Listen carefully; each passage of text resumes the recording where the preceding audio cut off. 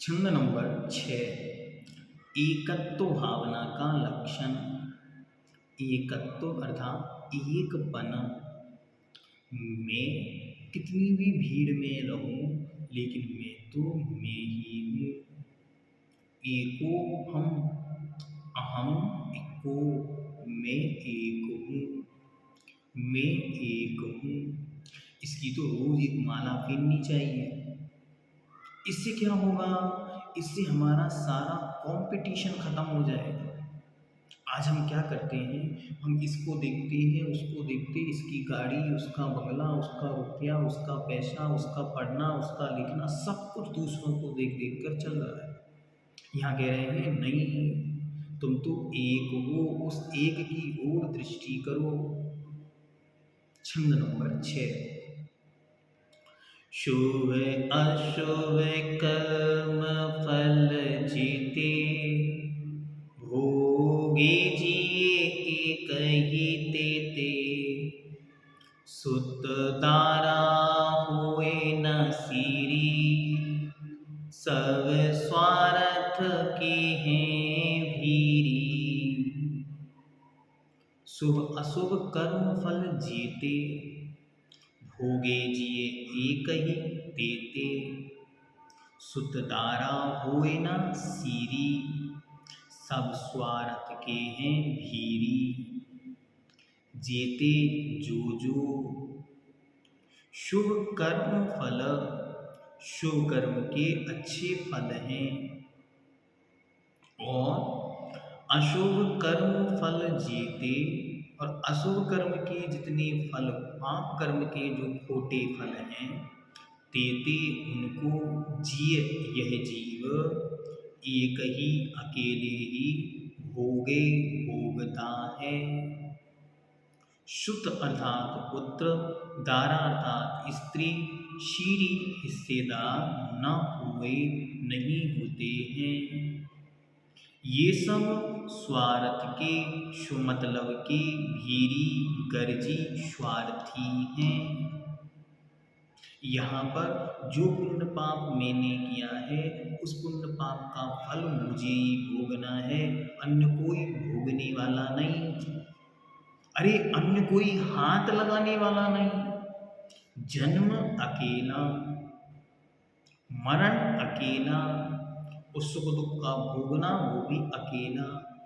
आपको सिर में दर्द हो, दो लोग बाम लगा सकते हैं, दो बैठकर आपके साथ रो सकते हैं, लेकिन आपके दर्द को भी महसूस नहीं कर सकते और ना ही आपके दर्द को मिटा सकते। हाँ, इंजेक्शन, गोली, दवाई, बाम, मालिश, एक्सरसाइज सब करा सकते, लेकिन दर्द को भी महसूस नहीं कर सकते, दर्द को मिटा नहीं सकते। ये क्या है? ये शाश्वत सत्य है कि मैं कौन हूं? मैं एक हूं, अकेला हूं। नहीं नहीं, तुम एक दिल दो जान, या दो देह एक जान, ये सब मिथ्यात्व है, ढोंग है। संसार में ऐसी बहुत सारी बातें, बहुत सारी प्रचलन में चलने लगी और बहुत सारे लोग इस पर बहुत आनंद मनाते, खूब बातें करते इन विषयों को लेकर कि अरे ये तो मेरे हैं, ये मेरे, माता मेरी, पिता मेरे, पुत्र मेरे, पत्नी मेरी, ये सब मेरे हैं। और शाश्वत सत्य यह है, तू अकेला था, तू अकेला है, तू अकेला ही रहेगा।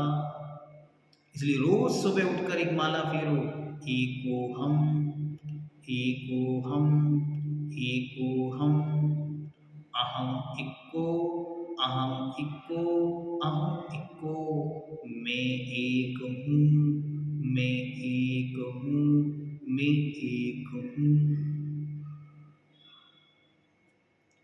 इस जीव के जितने भी अच्छे या बुरे कर्म फल हैं, उनको यह जीव अकेले ही भोगता है।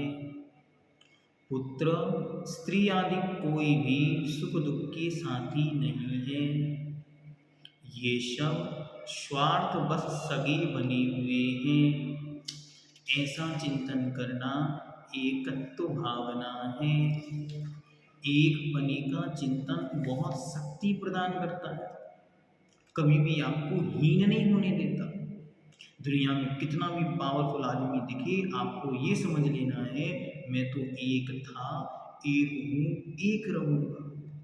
जहाँ डर लगने लगे, अरे अब मेरा कौन, कितने लोग डिप्रेशन में चले जाते हैं, डर जाते हैं, घबरा जाते हैं, अब मेरा कौन, इनकी मृत्यु हो गई, अब मेरे आगे पीछे देखने वाला कौन, हाय हाय अब मैं कैसे जीऊँगा।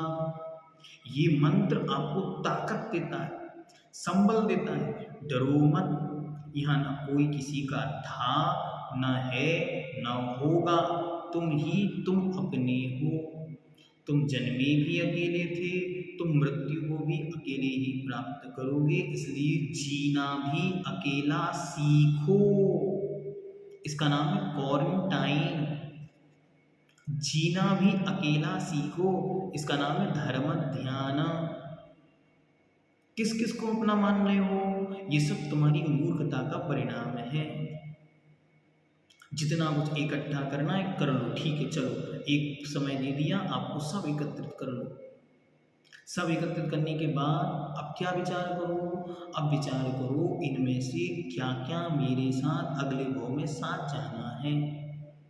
जो जो साथ जाना है बस वो रख लो, बाकी सब छोड़ दो। क्या साथ जाना है, बस एक ही चीज़ साथ जानी है, कौन, वो मैं स्वयं, और उसके द्वारा किए गए अच्छे बुरे पाप कर्मों का फल। इसके अलावा कुछ नहीं जाएगा। फिर क्या करना, भैया इन सबसे बचो। भरत चक्रवर्ती महाराज का उदाहरण इन 12 भावनाओं में बिल्कुल सटीक है। क्या उदाहरण दिया, महाराज भरत अपने सिंहासन पर बड़े आनंद के साथ विराज रहे थे। प्रसंग चल रहा था महाराज की वैराग्य का। अरे महाराज तो बड़े उदासीन हैं। एक व्यक्ति बोला, अरे कैसे कैसे उदासीन, 96,000 रानियां हैं, 6 खंड के अधिपति हैं, अनंतों भोग की सामग्रियां उपस्थित हैं, 84 लाख घोड़े हैं, सब कुछ हाथी हैं, घोड़े हैं, सारी संपत्तियां इनके उपलब्ध हैं, 9 रत्न हैं, 14 रत्न हैं, 9 निधियां हैं, और क्या चाहिए। इसके बाद भी कहते हो ये तो बड़े वैराग्यमयी हैं, ऐसे कैसे वैराग्यमयी, मैं तो परीक्षा लूँगा। चलो भाई परीक्षा ले लो। भरत महाराज के दरबार में उपस्थित हुआ, बोलो परीक्षा तो होगी। भरत महाराज भी बहुत शांत परिणामी। भरत महाराज ने कहा ठीक है। उन्होंने कहा एक शर्त है। बोले क्या शर्त है, बोले मैं तुम्हें एक ये कार्य देता हूँ, ये कार्य पूरा करो, फिर मैं तुम्हारे प्रश्न का जवाब दूंगा। ठीक है।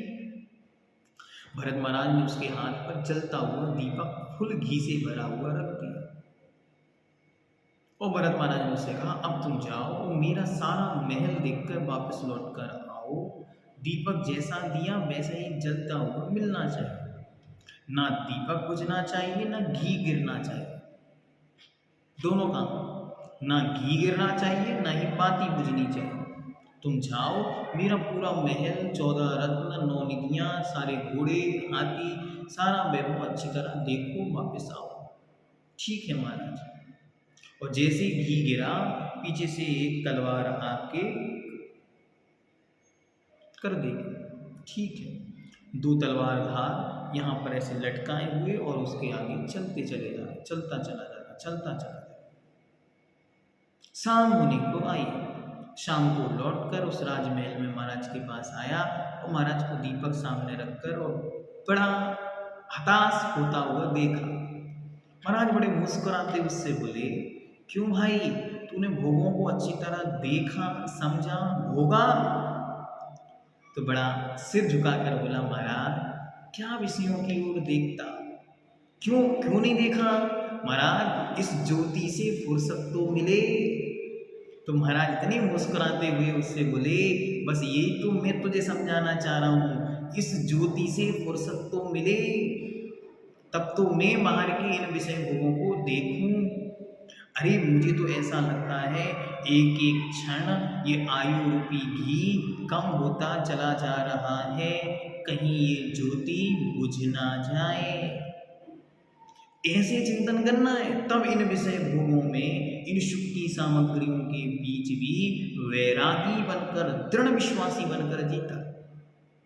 क्या कह रहे हैं भरत महाराज? भरत महाराज स्पष्ट रूप से कह रहे हैं, देखो इन सब के बीच भी बैरागी कैसे, ऐसे बैरागी होता है, उसे होश होना चाहिए कि मेरी आयु का घी क्षण क्षण घट रहा है और ये ज्योति बुझती चली जा रही है, इसकी रक्षा का उपाय क्या, उसके विषय में चिंतन करे। उस चिंतन में ही उसका सारा जीवन व्यतीत हो जाता, यहाँ वहाँ की चर्चाओं को समय नहीं मिलता। अरे घंटों स्वाध्याय, घंटों पूजा, घंटों श्यामाएं, घंटों विशुद्ध परिणामों में व्यतीत हो रहे, राग द्वेष काम भोग कथाओं से विरक्ति। क्यों भाई, ये क्या चल रहा है? अपनी भविष्य की संरचना चल रही है और अपने वर्तमान का संरक्षण हो रहा है। न आयु का एक निषेध बढ़ाया जा सकता, न कम किया जा सकता। तो क्या किया जा सकता? जो है उसे अच्छी तरह सदुपयोग किया जा सकता है।